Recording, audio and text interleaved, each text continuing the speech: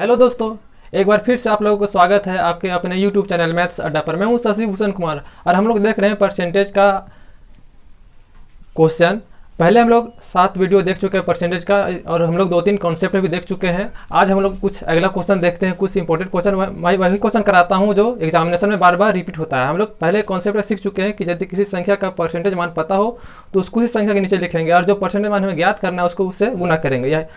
यही कॉन्सेप्ट से पूरा परसेंटेज का चैप्टर मेरा कंप्लीट होगा। या परसेंटेज में क्वेश्चन देखिए क्या है आज का, कि किसी कार्यालय में स्टाफ का 40% महिला है और 70% महिला स्टाफ और 50% पुरुष स्टाफ विवाहित है यानी मैरिज है।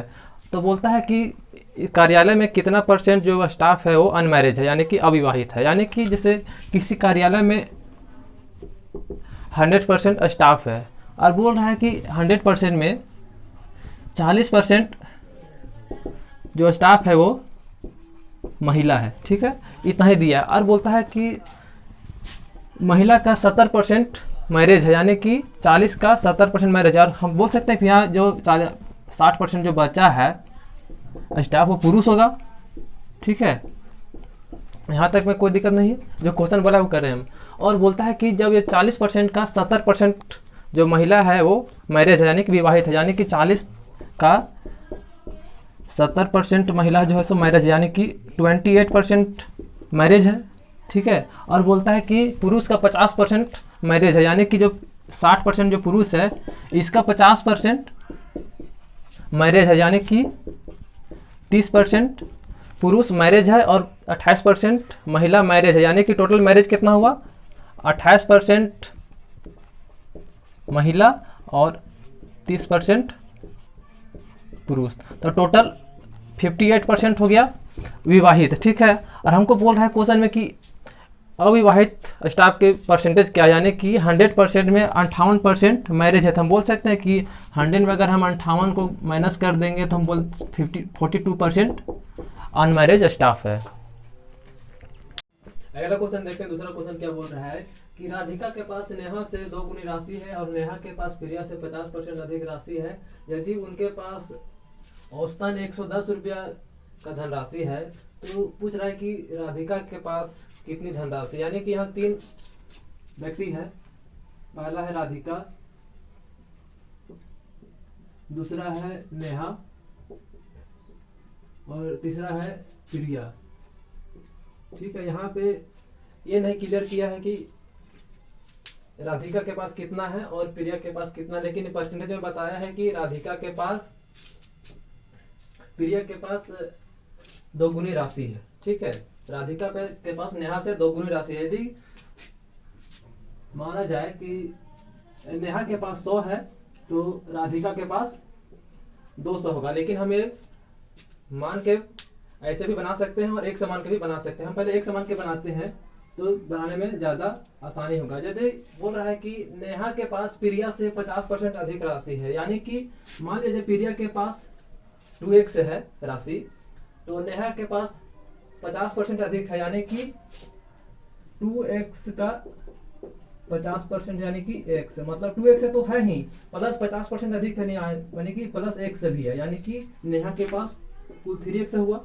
और बोलता है फिर राधिका के पास नेहा से 2 गुना राशि है यानी कि 6x होगा। ठीक है, यहाँ आप कुछ भी मान सकते हैं, जैसे यहाँ पे यहाँ 4x मानिएगा फिर यहाँ 6x होगा फिर यहाँ 12x होगा। ठीक है, लेकिन आंसर मेरा वही पाएगा जिससे छोटा छोटा वैल्यू मानते हैं जिससे कि हमको सोल्यूशन करने में इजी हो। ठीक है, जैसे मान लिया कि प्रिया के पास हम 2x राशि माने और नेहा के पास बोल रहा है कि प्रिया से 50% अधिक है यानी कि 3x होगा। और बोल रहा है कि राधिका के पास नेहा से 2 गुना राशि यानी कि 3x का 2 गुना 6x होगा। ठीक है, यहाँ तक तो ठीक है। अब फिर आगे बोल रहा है कि इन तीनों के पास औसतन 110 रुपया है यानी कि कुल राशि कितना होगा, कुल राशि याद करेंगे 3 से गुना कर देंगे यानी कि 330 रुपया है। ठीक है, तो कुल राशि कैसे याद करेंगे, 6x 3x और प्लस 2x यानी कि 6x 3x प्लस 2x बराबर है 330 रुपये यानी कि 11x बराबर 330 रुपये यानी कि x बराबर 30 रुपया। x का मान यहाँ 30 रुपया निकला। ठीक है, तब बोल रहा है कि राधिका के पास कितनी धनराशि है, यानी कि राधिका के पास यहाँ 6x है तो हम 6x का वैल्यू निकालेंगे। 6x बराबर 6 इंटू 30 यानी कि 180 रुपया। तीसरा क्वेश्चन देख रहे हैं। क्वेश्चन में क्या बोल रहा है, राजू के पास कुछ संतरे हैं और उसने कुछ संतरे खा लिया और जितना संतरा खाया उसका 40% अधिक संतरा बेच दिया। यदि उसने 70 संतरा बेचा है तो बोल रहा है कि उसने कितने संतरे को खाया। यानी कि हमको कुल संख्या बताया नहीं कि संतरा उसके पास कितना है, ठीक है। और उसने बोला कि जितना संतरा खाया उससे 40% अधिक बेच दिया, ठीक है। यानी कि मान लिया जाए वो 100 संतरा खाया तो बेचा कितना, 40 अधिक, यानी कि 140 संतरा बेच दिया, ठीक है। यहाँ पे हमें कुल संतरा का वैल्यू नहीं दिया है। यानी कि मान लिया जाए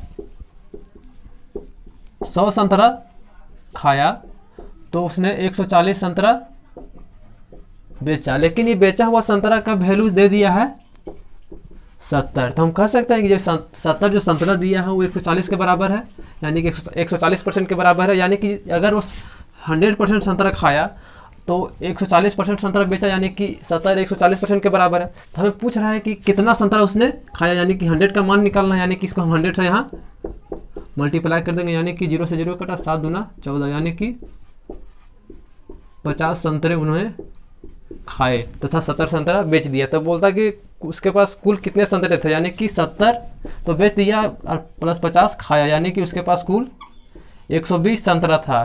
तो इसको चेक कर सकते हैं आखिर मेरा आंसर सही आया कि नहीं, यानी कि टोटल संतरा 120 है।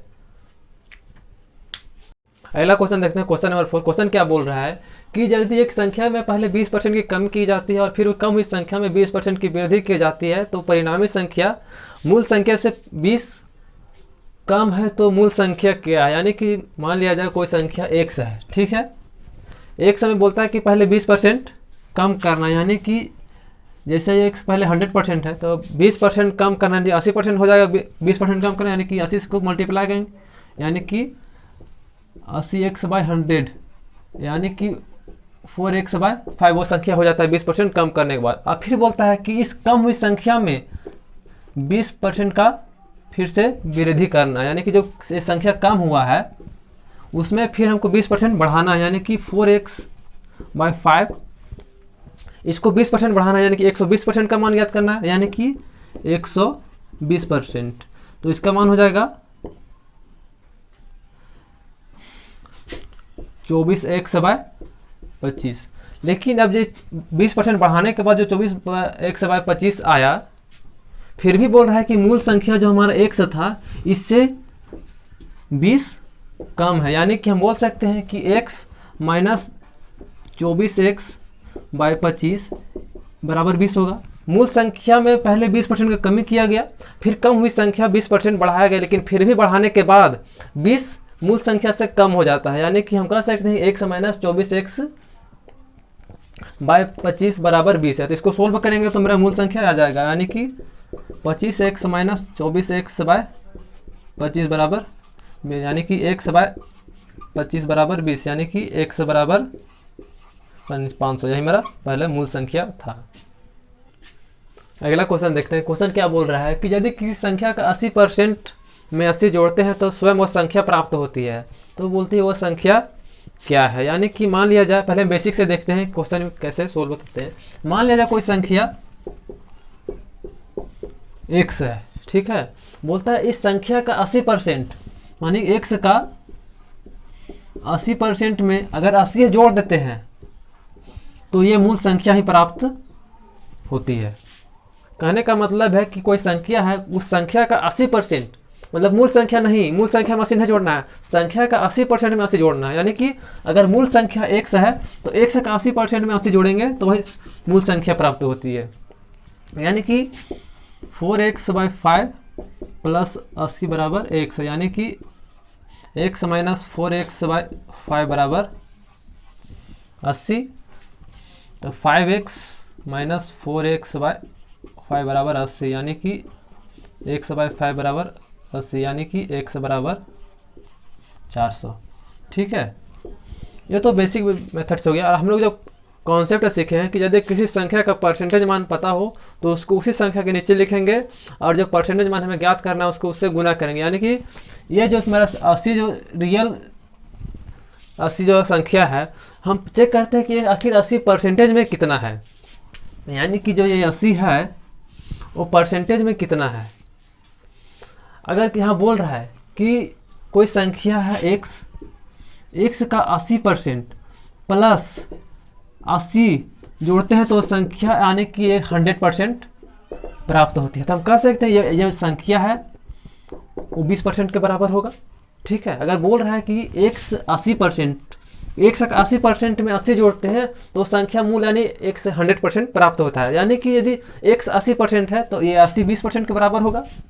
ठीक है, तो यही में इसी को यूज करते हैं, यानी कि एक्स बाय यानी कि 80/20 यानी 80 20% के बराबर हुआ इसके अनुसार देखा जाए तो। और इसे मूल संख्या ज्ञात करना है यानी कि 100% ज्ञात करना है। 20 चौका 80 यानी कि 400 डायरेक्ट यहाँ, इतना हमें सॉल्यूशन करने की जरूरत नहीं है। अगला क्वेश्चन देखते हैं, क्वेश्चन नंबर 6 क्या बोल रहा है कि एक संख्या में 15 घटाते हैं तो वह संख्या 80% हो जाती है। तो बोलता है कि उस संख्या का 40% मान क्या होगा। मान लिया जाए कोई संख्या x है, x अपने आप में 100% था कोई भी संख्या। बोलता है कि अगर इसमें हम 15 घटा देते हैं तो ये संख्या का 80% हमें प्राप्त होता है। ठीक है, तो बोलता है कि उस संख्या का 40% मान क्या होगा। हम कह सकते हैं कि ये जो 15 है वो 20% के बराबर होगा। अगर एक से यहाँ 100% अपने आप में है, अगर 15 घटा देते हैं तो संख्या 80% हो जाता है, यानी कि जो 15 है वो 20% के बराबर होगा, यानी कि 15 20% कम कर दे रहा है संख्या का। कह सकते हैं हम कि अगर 15 घटा देते हैं तो संख्या मूल संख्या से 20% कम हो जाता है, यानी कि 15 अपने आप में 20% है संख्या का। ठीक है, तो उसी का हम 40% ज्ञात करना है, यानी कि उस संख्या का 40% क्या होगा। यानी कि अगर 15 हमारा 20% के बराबर है तो हम जानते हैं कि किसी संख्या का परसेंटेज मान पता हो तो उसको उसी संख्या के नीचे लिखेंगे, यानी कि 15 20% के बराबर है और हमें मान ज्ञात करना है संख्या का 40%, यानी कि इसको हम 40 से यहाँ गुना कर देंगे, यानी कि 20 दूना 40 15 दूना 30, यानी कि उस संख्या का 40% 30 होगा। क्वेश्चन नंबर 6 से देखते हैं, क्वेश्चन क्या बोल रहा है कि यदि 160 के 15% में कितना जोड़ना होगा कि योगफल 240 के 25% के बराबर हो जाएगा। यानी कि एक संख्या है 160, इसका बोल रहा है कि 160 के 15% यानी कि 160 का 15% में कितना हम जोड़े। कोई संख्या हमको यहाँ जोड़ने के लिए बोल रहा है, तो बोल रहा है कि इक्वल टू 240 के 25% के बराबर होगा। यानी हम कोई संख्या यहाँ मान लेते हैं x, तो हमारा ये इक्वेशन सेट हो जाएगा। यानी कि 160 का 15%, 5 या 15 5 दूना 10 2 8 16, यानी कि 24 प्लस x बराबर 25 चौका 104 यानी कि 60। हम x बराबर 60 माइनस 24 बराबर 36 है, यानी कि हम 160 के 15% में अगर 36 जोड़ देते हैं तो हमें 240 का 25% प्राप्त हो जाएगा। अगला क्वेश्चन क्या है, क्वेश्चन नंबर 8, जब किसी संख्या के 75% में 75 जोड़ा जाता है तो संख्या ही उत्तर हमें मिलता है, वही संख्या ही उत्तर हमें प्राप्त होती है। तो बोलता है उसी संख्या का 40% मान क्या हो। यानी कि मान लीजिए कोई संख्या x है, बोलता है x का 75%, 75% में अगर हम 75 जोड़ते हैं तो हमें सी संख्या x ही प्राप्त होता है। तो बोलता है इस x का 40% मान क्या होगा। पहले इसको सोल्व करते हैं, यानी कि 75 बराबर 3x, x माइनस 3x/4 बराबर x/4 बराबर 75, x बराबर 300। तो बोलता है कि 300 का जो x का मान निकला इसका 40% मान क्या होगा। यानी कि हम अब यहाँ 300 का 40% मान निकाल देंगे, यानी कि 120। क्वेश्चन क्या है कि वह संख्या कौन सी है जो 80 से 20% से अधिक है। यानी कि 80 से 20%, यानी कि 80 का 120% का मान हमें ज्ञात करना है। यानी कि कोई संख्या 80 है तो बोल रहा है कि इससे 20% अधिक, यानी कि हमें 120% का मान ज्ञात करना है। 120/100 बराबर 96। 10वां क्वेश्चन देखते हैं, क्वेश्चन क्या बोल रहा है कि यदि किसी संख्या का 20% 120 है तो उसी संख्या का 120% का मान हमें ज्ञात करना है। कोई संख्या दिया हुआ है, कोई संख्या दिया हुआ नहीं मानना है कि 20% 120 है, तो उसी संख्या का 120% मान क्या हो, यानी कि मान लिया जाए कोई संख्या x है, x का 20% 120 है, तो इसी संख्या का हमें 120% का मान ज्ञात करना है, x का 120% का मान ज्ञात करना है। यानी कि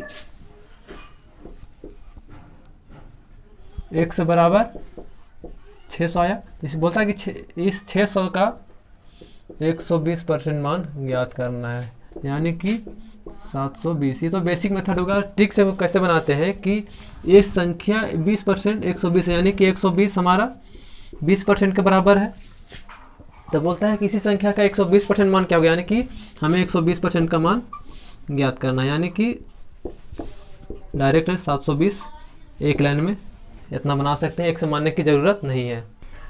तो आज का वीडियो यहीं तक रखते हैं। अगर आप हमारे चैनल पर नए व्यूअर हैं तो चैनल को सब्सक्राइब कर ले और बेल आइकन को दबा दें, जिससे कि वीडियो का नोटिफिकेशन सबसे पहले आप तक पहुंच सके।